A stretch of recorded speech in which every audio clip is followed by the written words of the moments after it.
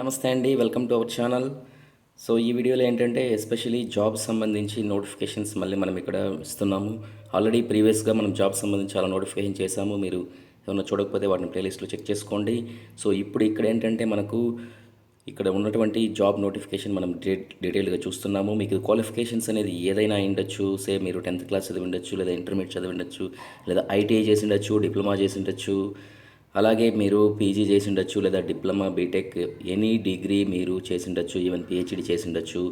So మీరు ఏ qualifications ఉన్నా కానీ ఇక్కడ జాబ్స్ అయితే మీకు ఇక్కడ డీటెయిల్డ్గా మనం ఈ వీడియోలో చూస్తున్నాము. సో ఐజీసీఏఆర్ నుంచి ఉన్నటువంటి ఈ ఐజీసీఏఆర్ అనేది ఈ ఐజీసీఆర్ నుంచి వచ్చినటువంటి నోటిఫికేషను సుమారు 300+ జాబ్స్ అయితే ఉండడం జరిగింది. సో ఇక్కడ ఉన్నటువంటి జాబ్స్లో మీకు చూస్తే సుమారు మీకు సైంటిఫిక్ ఆఫీసర్ జాబ్స్ నుంచి టెక్నికల్ ఆఫీసర్ జాబ్స్, అలాగే technician jobs, clerk jobs, security guards, work assistants, attendants, అలాగే స్టైపెండరీ ట్రైనీస్ కేటగిరీ 1, అలాగే కేటగిరీ 2స్లో మీకు జాబ్స్ ఉన్నాయి. ఇక్కడ మనకు కేటగిరీ 1లో చూసినప్పుడు 68 జాబ్స్ ఉన్నాయి, కేటగిరీ 2లో 171 జాబ్స్ ఉన్నాయి.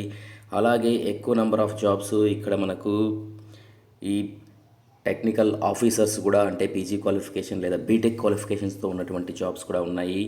సో కాబట్టి మీకు చూస్తే ఇక్కడ డీటెయిల్డ్గా మనము ఈ ఐజీసీఏఆర్ సంబంధించి Indira Gandhi centre for atomic research అనేటటువంటి ఆర్గనైజేషన్లో ఉన్నటువంటి జాబ్స్ సంబంధించింది. ఇది యాక్చువల్గా ఇది లొకేషన్ ఏంటంటే ప్రజెంట్ మనకు ఈ తమిళనాడు దగ్గర ఉన్నటువంటి కంచీపురం దగ్గరలో ఉంది అనమాట. ఇది కల్పకం అనేసి ఏరియా అంటారు. సో ఇది ఏంటంటే అందరూ కూడా ఏపీ వాళ్ళు, అలాగే తెలంగాణ స్టేట్ వాళ్ళు, అలాగే అదర్స్ వాళ్ళు కూడా అప్లై చేసుకోవచ్చు.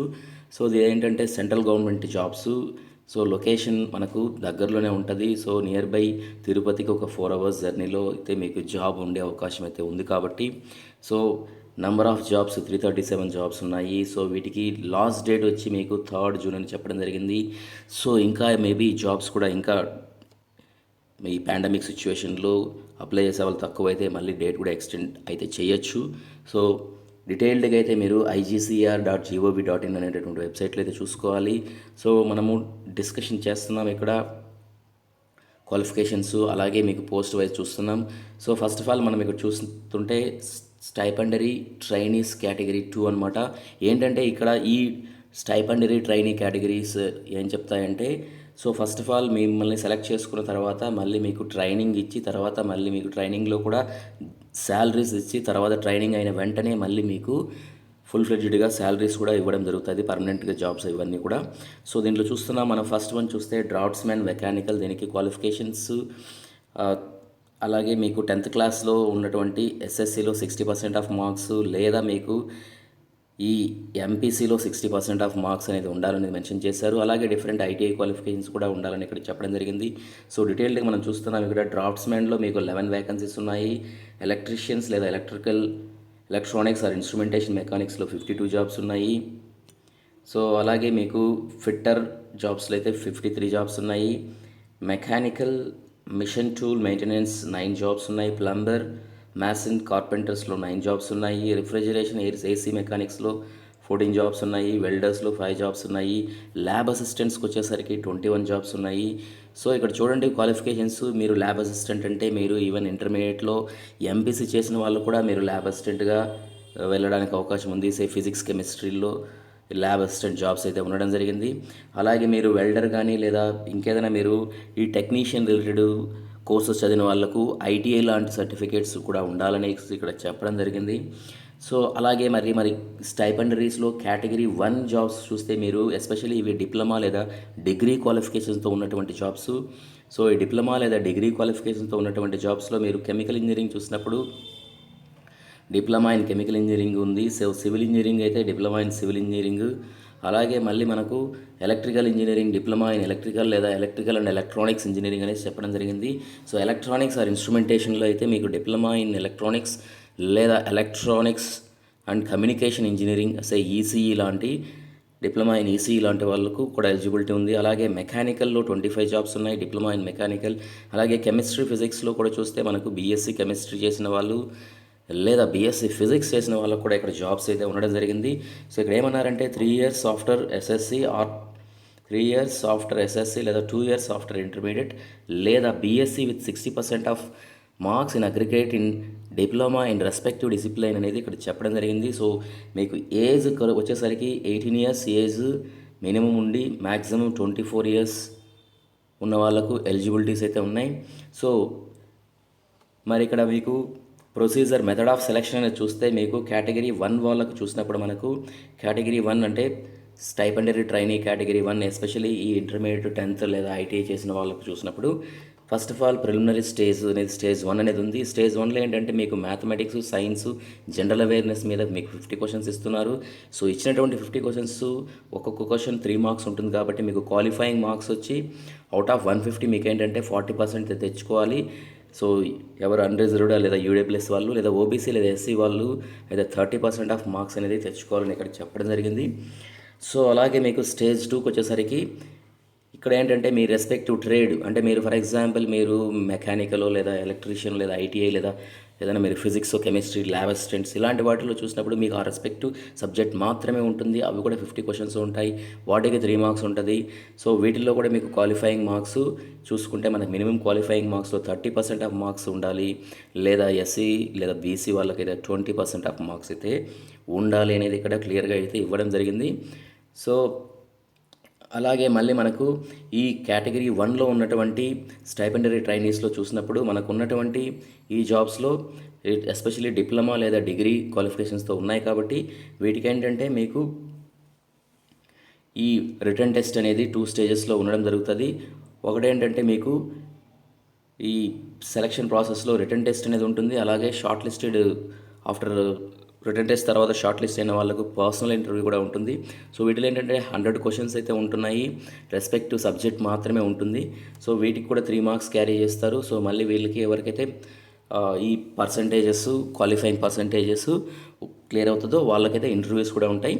సో ఇది పర్సనల్ ఇంటర్వ్యూ అంటే పెద్దగా ఏముండదు, జస్ట్ బేసిక్స్ మాత్రమే ఉంటుంది. సో ఇన్ డీటెయిల్డ్గా నేనేంటంటే మీకు లింక్ కూడా ఇస్తాను మీరు అప్లై చేసుకోవడానికి. అలాగే మీకు ఈ నోటిఫికేషన్ ఫుల్ డాక్యుమెంట్ లింక్ కూడా ఇస్తాను, మీరు వాటిని కూడా చూసుకోండి. So at the same time ఏంటంటే మళ్ళీ ఇక్కడ మనకు చూసినప్పుడు ఈ శాలరీస్ అనేవి ఎంత వస్తున్నాయి, ఎంత ఇస్తున్నారని చూస్తే మీకు ఎస్పెషలీ ఈ స్టైపెండరీ ట్రైనీస్లో కేటగిరీ 1 వాళ్ళకు మీకు ఫస్ట్ 2 ఇయర్స్ ఏంటంటే స్టైఫండ్ ఫస్ట్ ఇయర్ వచ్చి 16,000, సెకండ్ ఇయర్ వచ్చి 18,000 ఉంటుంది.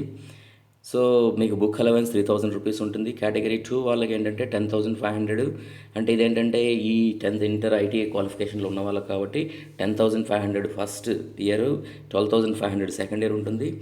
సో ఇది కంప్లీట్ అయిన తర్వాత ఏంటంటే మీకు ఒక సక్సెస్ఫుల్ కంప్లీషన్ ఆఫ్ ట్రైనింగ్ మీకు ఏంటంటే థియరిటికల్గా మళ్ళీ మీకు చిన్న మార్క్స్ లాంటివి అలాగే మీరు ట్రైనింగ్లో ఎలా పర్ఫార్మెన్స్ చేశారనేది ఇలాంటివన్నీ కూడా కన్సిడర్ చేసి మీకు ఫైనల్గా ఏంటంటే మీకు ఒక ఇంటర్వ్యూ లాంటిది కూడా కండక్ట్ చేసి మీరు జాబ్స్లో అబ్జర్వ్ చేసుకుంటారు. ఇక్కడే మీరు వరి అవ్వద్దండి, ఎవరైతే మిమ్మల్ని ముందుగా మీరు ట్రైనింగ్ తీసుకుంటారో వాళ్ళందరికీ కూడా 99% అందరికీ కూడా జాబ్స్ అయితే ఇచ్చేస్తారు. సో ఎవరో మరి 1 or 2 కేసెస్లో మాత్రం స్పెషల్ కేసెస్ మాత్రం పక్కన పెడతారు. సో వీటిలో ఏంటంటే మళ్ళీ మీకు ఆ టైంలో మీకు ఏంటంటే మీకు ఎంత పర్సంటేజ్ ఆఫ్ పీపుల్ ఉండాలనేది మీకు అబ్జార్ప్షన్ చేసుకోవాలంటే జాబ్స్ ఇవ్వాలంటే అనేది ఇక్కడ చెప్పడం జరిగింది. సో థియరిటికల్ ట్రైనింగ్ అనేది 40% కేటగిరీ 1కి, అదే కేటగిరీ 2కి అయితే 30% అని చెప్పడం జరిగింది. ఇన్ప్లాంట్ ట్రైనింగ్ ఇది ఏంటంటే స్కిల్ వర్క్ కాబట్టి 30% కేటగిరీ 1 వాళ్ళకు, 40% కేటగిరీ 2 వాళ్ళకని.